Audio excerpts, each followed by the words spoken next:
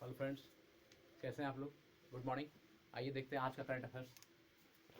Daily current affairs 10 अक्टूबर 2020। आज हम लोग 10 अक्टूबर का करंट अफेयर्स देखते हैं। क्वेश्चन नंबर फर्स्ट पर आते हैं।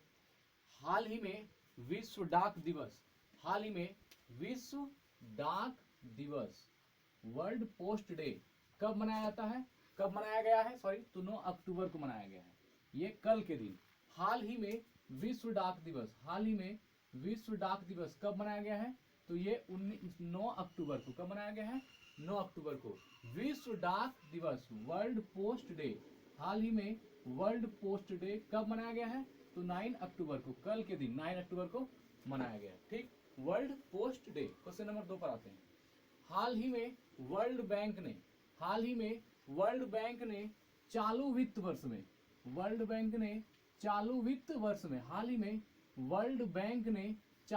वर्ष में भारत की GDP, gross domestic product, Bharat की जीडीपी सकल घरेलू उत्पाद, जीडीपी कितने प्रतिशत रहने की घोषणा की है? तो ये 96%। तो क्या कर रहा है? हाल ही में वर्ल्ड बैंक ने चालू वित्त वर्ष में भारत की जो जीडीपी की बात की है, भारत की जीडीपी कितने प्रतिशत रहने की घोषणा की है? तो 96% रहने की घोषणा की है। GDP means gross domestic product. ये वर्ल्ड बैंक ने किया है। और वर्ल्ड बैंक की स्थापना कब हुई? 1944। वर्ल्ड बैंक की स्थापना कब हुई? 1944 में। वर्ल्ड बैंक की स्थापना 1944 में। इसका हेडक्वार्टर कहाँ है? वाशिंगटन डीसी में। वर्ल्ड बैंक का हेडक्वार्टर कहाँ है? वाशिंगटन डीसी में। ठीक, वर्ल्ड बैंक का स्थापना 1944 में और इसका हेडक्वार्टर कहाँ है? वाशिंगटन डीसी में। वर्तमान इसके प्रेसिडेंट कौन है? डेविड मालपास कौन है? इसके प्रेसिडेंट है। किसके? वर्ल्ड बैंक के वर्तमान में प्रेसिडेंट कौन है? डेविड मालपास, ये इसके वर्तमान में प्रेसिडेंट है। और इनके एमडीओ एंड सीएफओ कौन है? अंशुला कांत। इसके वर्ल्ड बैंक के जो है, वर्ल्ड बैंक के सीएफओ और एमडीओ कौन है? अंशुला कांत। ये वर्ल्ड बैंक के सीईओ कौन है? सीएफओ कौन है? अंशुला कांत। ठीक, तो हाल ही में वर्ल्ड बैंक ने चालू वित्त वर्ष में भारत की जीडीपी कितने बढ़ाने की घोषणा की है? तो 96%। क्वेश्चन आगे बढ़ते हैं, क्वेश्चन नंबर 3 पर आते हैं। हाल ही में बिशर अल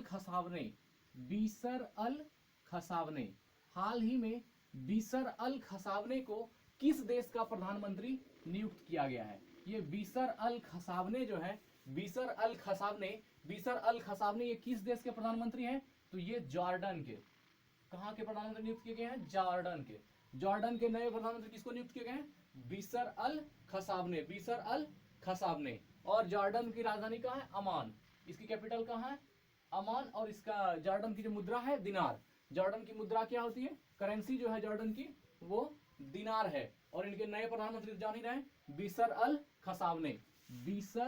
अल खसावने को किस देश का प्रधानमंत्री नियुक्त किया गया? तो ये जॉर्डन का। ठीक, जॉर्डन की राजधानी अमान है, इसकी जो करेंसी है वो दिनार है, और इसके प्रधानमंत्री तो आप जान ही रहे हैं। क्वेश्चन नंबर 4 पर आते हैं। हाल ही में किस राज्य सरकार ने उच्च शिक्षा में, हाई एजुकेशन, उच्च शिक्षा में ई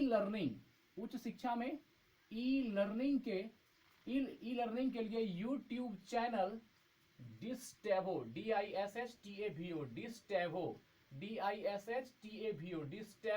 शुरू किया है? तो ये किया है कौन सरकार ने? ये गोवा सरकार ने किया है। तो हाल ही में किस राज्य सरकार ने स्टेट गवर्नमेंट ने उच्च शिक्षा, हाई एजुकेशन में ई लर्निंग के लिए यूट्यूब चैनल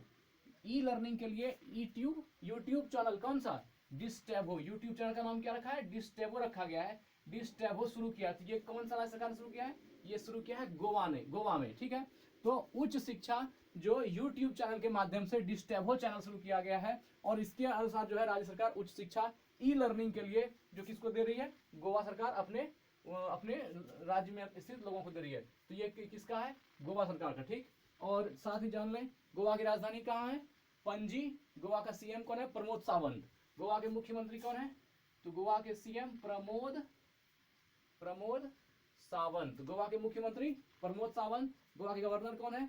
गोवा के गवर्नर, हाँ, गोवा के बारे में एक बात कह रहे हैं कि गोवा का जो है परमानेंट गवर्नर, परमानेंट गवर्नर कोई नहीं है, लेकिन इसको जो है अभी हाल में जो महाराष्ट्र के जो है भगत सिंह केसीआर को ही इन गोवा का गवर्नर अभी मतलब एडिशन चार्ज दिया गया है उनको अलग से, तो वो उनको बनाया गया है गोवा का गवर्नर। ठीक, तो भगत सिंह केसीआर जो महाराष्ट्र के भी हैं और महाराष्ट्र के भी गवर्नर है और गोवा के भी गवर्नर है, एडिशनल चार्ज है इनको। ठीक, और फिर हम लोग गोवा के बारे में और जान लें। गोवा मुक्ति दिवस कब मनाते हैं? 19 दिसंबर। गोवा के बारे में, गोवा मुक्ति दिवस 19 दिसंबर को। गोवा मुक्ति दिवस कब मनाते हैं? 19 दिसंबर को। क्योंकि गोवा मुक्ति दिवस 19 दिसंबर को इसलिए मनाया जाता है क्योंकि गोवा जो है पुर्तगाल से स्वतंत्र हुआ था, इसका उपनिवेश पुर्तगाल से हट गया था, ये पूरी तरह स्वतंत्र हो गया था और 1961 में हुआ था। ये 1961 में जो है पुर्तगाल से पूरी तरह स्वतंत्र हो गया था, उसी के इसमें जो है ये गोवा अपना मुक्ति दिवस मनाता है 19 दिसंबर को। और गोवा का जो है स्थापना दिवस कब है? 23 मई। गोवा का जो स्थापना दिवस है ये तो हम लोग जानते हैं 23 मई को। गोवा का स्थापना दिवस 23 मई, गोवा मुक्ति दिवस 19 दिसंबर। ठीक, और गोवा के बारे में क्या है? गोवा में जो कुछ योजना चलाई गई है, यशस्विनी योजना। गोवा में एक योजना अभी वर्तमान में कौन सी ली है? प्रेजेंट में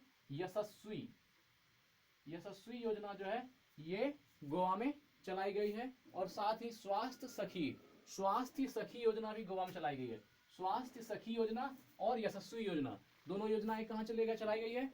गोवा में। और गोवा से रिलेटेड बातें जो है, डॉक्टर सलीम अली पक्षी विहार कहाँ है? गोवा में। डॉक्टर सलीम अली पक्षी विहार, डॉक्टर सलीम अली पक्षी विहार कहाँ है? गोवा में। डॉक्टर सलीम अली पक्षी विहार गोवा में। और doctor Salim Ali national park कहाँ है? सेम चीज है, देखिए डॉक्टर सलीम अली नेशनल, यहाँ पक्षी विहार है, यहाँ नेशनल पार्क है। Doctor Salim Ali national park जो है ये जम्मू कश्मीर में है, तो इसमें कंफ्यूज नहीं करना। डॉक्टर सलीम अली पक्षी विहार गोवा में, doctor Salim Ali national park कहाँ होगा? Jammu Kashmir. Doctor Salim Ali national park Jammu Kashmir और डॉक्टर सलीम अली पक्षी विहार गोवा। ठीक, तो ये था गोवा से रिलेटेड कुछ बातें। आगे बढ़ते हैं हम लोग, क्वेश्चन नंबर 5 पर आते हैं। हाल ही में मारियो मोलिना का निधन हुआ। वे कौन थी? तो वो एक साइंटिस्ट थी, एक वैज्ञानिक थी। हाल ही में मारियो मोलिना का निधन हुआ, वो कौन थी? एक साइंटिस्ट थी। क्वेश्चन नंबर 6 पर आते हैं। हाल ही में किसने ऑनलाइन ट्रेन टिकट बुकिंग शुरू करने की IRCTC के साथ साझेदारी की है? ये क्या है? अमेजन इंडिया ने। हाल ही में किसने ऑनलाइन ट्रेन टिकट बुकिंग शुरू करने के लिए IRCTC के साथ साझेदारी किया है? ये किया है अमेजन ने। ठीक, Indian railway catering and tourism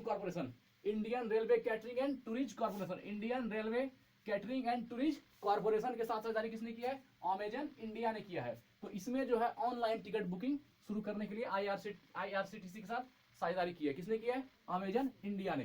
ठीक, IRCTC का full form Indian railway catering tourism corporation, Indian railway catering and tourism corporation. ठीक, आगे बढ़ते हैं, क्वेश्चन नंबर 7 पर आते हैं।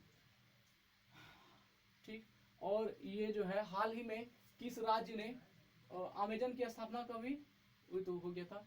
हाल ही में online train ticket booking IRCTC और अमेजन की स्थापना अमेजन ने किया। और अमेजन की स्थापना कब हुई? 1994 में। अमेजन की स्थापना कब हुई थी? 1994 में। ठीक, और अमेजन के जो है अभी हेडक्वार्टर कहाँ है? यूएस का एटिया सिटी में। यूएस के एटिया सिटी में क्या है? इसका हेडक्वार्टर है। किसका? अमेजन का हेडक्वार्टर है। और अमेजन का ये CEO कौन है? Jeff Bezos. अमेजन के CEO कौन है? अमेजन के CEO है जेफ बेजोस। ठीक, इसके खत्म हो गया। क्वेश्चन नंबर 7 पर आते हैं। हाल ही में किस स्टेट में जो है नौगढ़ रेलवे स्टेशन, क्या नाम है? Naugarh railway station. हाल ही में किस राज्य में नौगढ़ रेलवे स्टेशन का नाम सिद्धार्थ नामक रेलवे स्टेशन हो गया है? तो ये हो गया है कहां पर? उत्तर प्रदेश में। कहां हो गया है? उत्तर प्रदेश में। हाल ही में नौगढ़ रेलवे स्टेशन किस राज्य में है? उसका नाम बताना है आपको, जिसका की नाम क्या हो गया? Siddharth Nagar railway station. पहले था नौगढ़ रेलवे स्टेशन और बाद में हो गया सिद्धार्थ नगर रेलवे स्टेशन। तो ये हो गया है उत्तर प्रदेश में। यह कहां पर हो गया है? उत्तर प्रदेश में। क्योंकि इसका ये कुछ ऐसा कॉन्सेप्ट है कि सिद्धार्थ नगर जो है भगवान बुद्ध के नाम पर, भगवान बुद्ध का नाम जो था सिद्धार्थ, उन्हीं के नाम पर जो है इनका नाम सिद्धार्थ नगर रेलवे स्टेशन पड़ा। तो भगवान बुद्ध का जन्म हुआ था लुम्बिनी में, लुम्बिनी में। और लुम्बिनी कहाँ है? लुम्बिनी है कपिल वस्तु में। और कपिल वस्तु कहाँ है? कपिल वस्तु है कपिल वस्तु कहाँ है? कपिल वस्तु है आपका लुम्बिनी हो गया, लुम्बिनी, लुम्बिनी से फिर कपिल वस्तु, और कपिल वस्तु स्थित है रेलवे स्टेशन हो गया। तो कहाँ किया गया? उत्तर प्रदेश में। ठीक है, तो क्या कर रहे थे? हाँ, गौतम बुद्ध सिद्धार्थ नगर है, तो लुम्बिनी है कहाँ पर? कपिल वस्तु में। और कपिल वस्तु है नेपाल में। नेपाल का जो बॉर्डर है कुछ, नेपाल की जो वो है वो कहीं यूपी से हल्का टच कर, यूपी के जस्ट थोड़ा सा बगल में है। इसलिए ये जो railway station, Naugarh railway station जो आती है तो नेपाल और यूपी के करीब में आती है, उसी इलाका में आता है। इसलिए इसको जो है ना, ये जो नौगढ़ रेलवे स्टेशन है इसका नाम रख दिया सिद्धार्थ नगर रेलवे स्टेशन। तो आपको यहाँ ये लग सकता है कि नेपाल और यूपी में कैसे हो सकता है, तो ये करीबी एरिया है, बहुत ही क्लोज है, इसलिए ऐसा नौगढ़ रेलवे स्टेशन को जो है सिद्धार्थ नगर रेलवे स्टेशन कर दिया गया भगवान बुद्ध के नाम पर। तो ठीक है, ये कहाँ, किस राज्य में किया गया? उत्तर प्रदेश में। ठीक, आगे बढ़ते हैं। हाल ही में किस राज्य सरकार ने 12,000 छात्रों को कोडिंग में प्रशिक्षित करने के लिए हिंदुस्तान टाइम्स के साथ साझेदारी की है? तो ये क्या है? दिल्ली ने। हाल ही में किस राज्य सरकार ने 12,000 छात्रों को, कितना छात्र है? 12,000 छात्रों को कोडिंग में प्रशिक्षित करने के लिए, कोडिंग में प्रशिक्षित करने के लिए। वीना मलिक जो आती है इनके ऐड के लिए, आप लोग देखते होंगे कभी इसमें कोडिंग सिखाने के लिए, कोडिंग के ऐप के लिए। हाल ही में किस राज्य सरकार ने 12,000 छात्रों को कोडिंग में प्रशिक्षित करने के लिए हिंदुस्तान टाइम्स के साथ, किसके साथ? हिंदुस्तान टाइम्स के साथ साझेदारी किया है? किस सरकार ने किया है? तो ये किया है दिल्ली सरकार ने। हाल ही में किस राज्य सरकार ने 12,000 छात्रों को कोडिंग में प्रशिक्षित करने के लिए हिंदुस्तान टाइम्स के साथ साझेदारी की है? तो ये किया है दिल्ली ने। ठीक, और एक बात और भी, दिल्ली से रिलेटेड एक बात और भी है, इलेक्ट्रिक व्हीकल जितनी भी इलेक्ट्रिक व्हीकल है, तो इलेक्ट्रिक व्हीकल के लिए भारत का पहला एवी चार्जिंग प्लाजा कहाँ खोला गया? दिल्ली में। इलेक्ट्रिक व्हीकल के लिए, जो भी गाड़ी इलेक्ट्रिक से चलने वाली है उसके लिए जो है इलेक्ट्रिक व्हीकल एवी प्लाजा कहाँ खोला गया? सबसे पहला दिल्ली में। पूरे देश में सबसे पहला कहाँ खोला गया? दिल्ली में। इलेक्ट्रिक गाड़ियों को रिचार्ज करने के लिए तो कहाँ खोला गया? दिल्ली में। और दिल्ली से एक और है, दिल्ली में भारत का पहला प्लाज्मा बैंक भी खोला गया। दिल्ली में भारत का पहला प्लाज्मा बैंक, दिल्ली में भारत का पहला प्लाज्मा बैंक भी खोला गया। और दिल्ली में पहला इलेक्ट्रिक इलेक्ट्रिक द्वारा गाड़ी चार्ज करने की व्यवस्था इलेक्ट्रिक में सबसे पहले दिल्ली में की गई है। तो ठीक, ये दोनों बातें थी। आगे बढ़ते क्वेश्चन नंबर 9 पर। हाल ही में किस देश ने फिनिक्स सेटलमेंट, हाल ही में किस देश ने फिनिक्स सेटलमेंट को राष्ट्रीय धरोहर स्थल घोषित किया? ये किसने किया है? South Africa. किसने किया है? साउथ अफ्रीका ने। ये जो फिनिक्स सेटलमेंट है, इससे जुड़ी फिनिक्स सेटलमेंट को राष्ट्रीय धरोहर स्थल घोषित किया किसने? तो साउथ अफ्रीका। राष्ट्रीय धरोहर मतलब राष्ट्रीय विरासत, मतलब नेशनल हेरिटेज, इसको जो है किसने किया? फिनिक्स सेटलमेंट को एक साउथ अफ्रीका ने किया। साउथ अफ्रीका ने इसलिए किया, इससे जो रिलेटेड बातें हैं फिनिक्स सेटलमेंट से, इसमें क्या है कि महात्मा गांधी जब साउथ अफ्रीका गए थे तो जहाँ से उन्होंने अपने कुछ पत्रकारिता भी की थी, जहाँ उनका रहने का स्थान था, मतलब कुछ रिलेटेड चीजें जो उन्होंने की थी, तो वो वही राष्ट्रीय धरोहर कहा गया, जहाँ पर कि गांधी जी से रिलेटेड जो कुछ कार्यक्रम या जो कुछ चीजें की गई थी गांधी जी द्वारा, या कह सकते हैं उससे संबंधित कुछ चीजें थी, तो उन्हीं जगह को क्या कहा गया? राष्ट्रीय धरोहर। जो हाल ही में किस देश ने फिनिक्स सेटलमेंट को राष्ट्रीय धरोहर स्थल घोषित किया? ये साउथ अफ्रीका ने किया। तो ये कहाँ था? फिनिक्स सेटलमेंट को किया। ठीक, आगे बढ़ते हैं, क्वेश्चन नंबर 10 पर आते हैं। ठीक, क्वेश्चन नंबर 10। हाल ही में AMFI का अध्यक्ष किसे चुना गया? तो ये नीलेश शाह को चुना गया। किसको चुना गया? नीलेश शाह को। तो AMFI क्या है? तो AMFI क्या है? Association for mutual fund India. Association for mutual fund India, AMFI, association for mutual fund India. Association for mutual fund India का अध्यक्ष किसे नियुक्त किया गया? तो ये किया गया है नीलेश शाह को। हाल ही में नियुक्त किसे किया गया है? AMFI का अध्यक्ष, तो ये किया गया है नीलेश शाह को। आगे बढ़ते हैं, क्वेश्चन नंबर 11 पर आते हैं। हाल ही में मेघालय सरकार ने, मेघों का घर मेघालय, हाल ही में मेघालय सरकार ने राज्य में सेंटर ऑफ एक्सीलेंस की स्थापना के लिए किसके साथ साझेदारी की है? तो ये किया गया है इजराइल के साथ। किसके साथ किया है? इजराइल के साथ साझेदारी किया है। ये क्या है, हाल ही में मेघालय सरकार ने राज्य में सेंटर ऑफ एक्सीलेंस की स्थापना के लिए किसके साथ साझेदारी की है, तो ये किया है इजराइल के साथ। साथ ही बता दूं कि ये जो सेंटर ऑफ एक्सीलेंस है ये किसानों को आत्मनिर्भर और किसानों की आर्थिक स्थिति को, इनकी इकोनॉमी को थोड़ी मजबूत बनाने के लिए मेघालय सरकार ने ये किसके साथ साझेदारी की है, इजराइल के साथ। जो किसान है उनकी आजीविका को बेहतर बनाने के लिए सेंटर ऑफ एक्सीलेंस की स्थापना की। जो किसान है उनकी आजीविका को बेहतर बनाने के लिए, उनकी जो रोजी रोटी है उनको मजबूत और स्ट्रॉन्ग करने के लिए, उसमें मतलब हर हद तक सुविधाएं प्रदान करने के लिए मेघालय सरकार ने सेंटर ऑफ एक्सीलेंस की स्थापना की है। और ये किसके साथ साझेदारी करके बनाई है, ये इजराइल के साथ। किसके साथ, इजराइल के साथ। ठीक, क्वेश्चन नंबर 12 पर आते हैं।